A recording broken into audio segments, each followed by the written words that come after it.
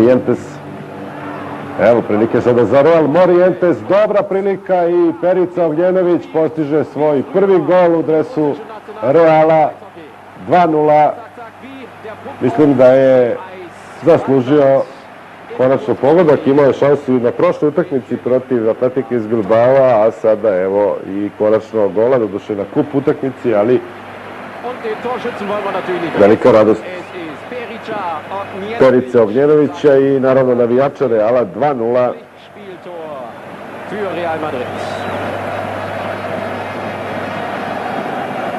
Još jedno ćemo vidjeti ovu akciju, pratio je napad Morientesa Ognjenović i uspio da postigne pogodak. 2:0, dakle sada ubedljiva prednost Reala. Perica Ognjenović.